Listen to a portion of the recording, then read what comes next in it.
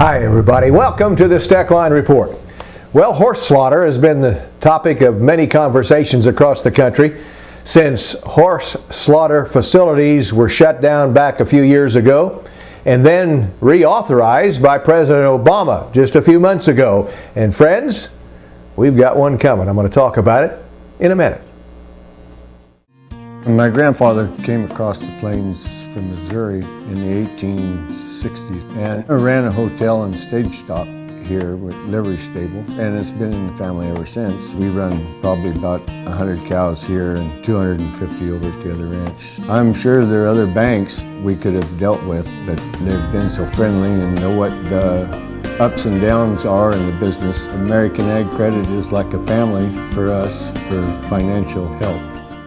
Well, debate's heating up, friends, on a story that broke about a new horse slaughtering facility to be built in southwest Missouri. In fact, it's Mountain Grove, Missouri.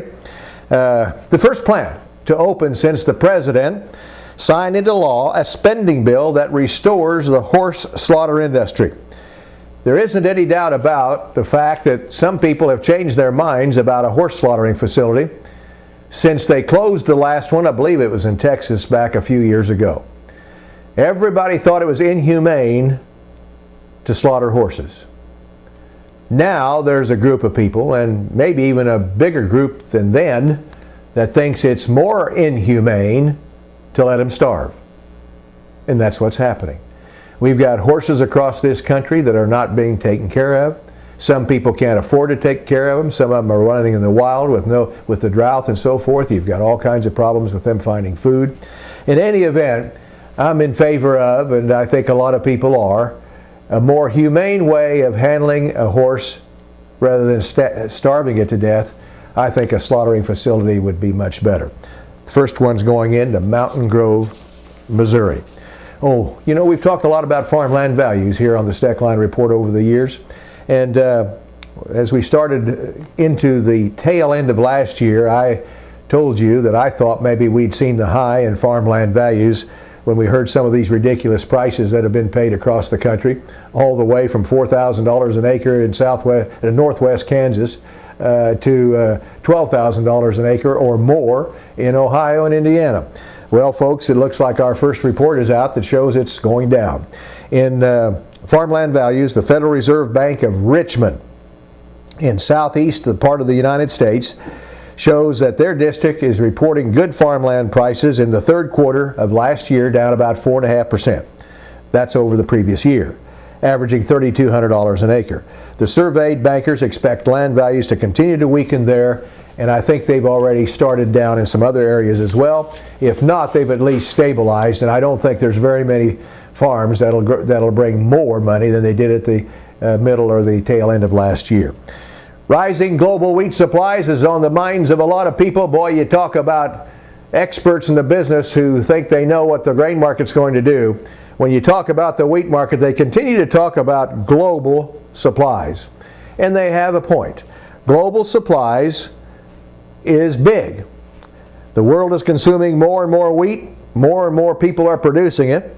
USDA is estimating now that 2011 global wheat output is going to be somewhere around 691 million metric tons. That's up 6% from 2010. Ending global stocks are supposedly to be up about 5%. And we'll just have to wait and see how this all turns out, because we've got a crop now that's probably in a little bit better shape than it was last year, especially in Texas and Oklahoma. But we still need rain. We still need rain on this wheat crop, whether it's in Texas, Oklahoma, or western Kansas, especially southwest Kansas, and even northwest Kansas. I've talked to some of the folks around Hayes. They've gotten some help, but they're going to need some more for sure before we get to harvest time. Oh, here's a reminder too. Bonus depreciation for equipment.